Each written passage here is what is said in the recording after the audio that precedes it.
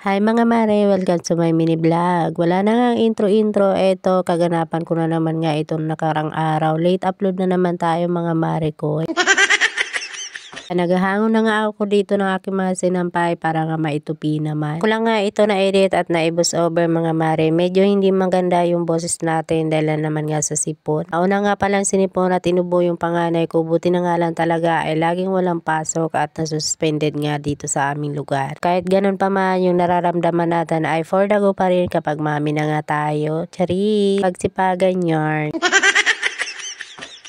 Diba, laban mo na nga, sampay mo pa, tapos eto kukunin nga ulit sa sampayan para naman maitupi. Buti na nga lang talaga ay meron dito masasampayan kahit papano dahil nga palagi nga maulan dito sa aming lugar. Yun na, parami na naman nga tayo sa labahin mga mare dahil ilang araw nga din dito hindi ako nakapaglaba. Anyways, ayan nga mga mare at malapit na nga rin ako dyan matapos at paubos nga itong sinusungkit ko mga nilabhan ko. Fast forward na nga lang tayo mga mare para hindi naman nga kayo mabagot sa panonood. Charis!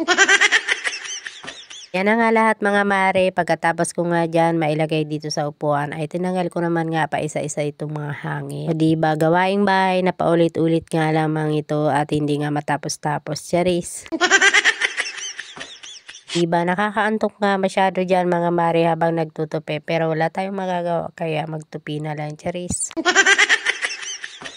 Ayan nga yung way na pagtutupi ko, binabaliktad ko na yan para nga isa na lang pagbukas nga lang ng cabinet ng mga kasama ko ay susuot na nga lang nila.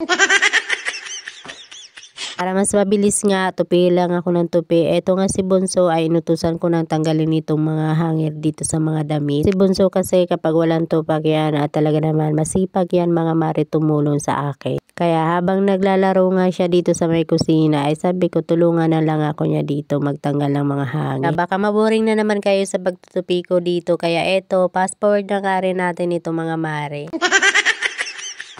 Tapos na nga ako sa pagtutupi. Tapos ito naman ay nabalatan nga ng asawa ko yung pili. Tutuin nga namin yan pero hindi pa nga ngayon dahil busy pa tayo. After naman yan ay nagpakain nga pala ako ng mga manok at pagkatapos naman umuwi ako dito sa bahay. At eto gagawa tayo ng yelo mga mare. Uumpisa na nga tayo sa pagtitinda. Sayang naman yung freezer. Kailangan natin magamit yun para hindi masira. Diba? Mindset ba? Para naman kahit papano ay meron tayong kita. Kahit maliit man lang yan soon lalaki din yan lahat. Diba? Libre nga lang mangarap sabi nga sa kanta. Charis!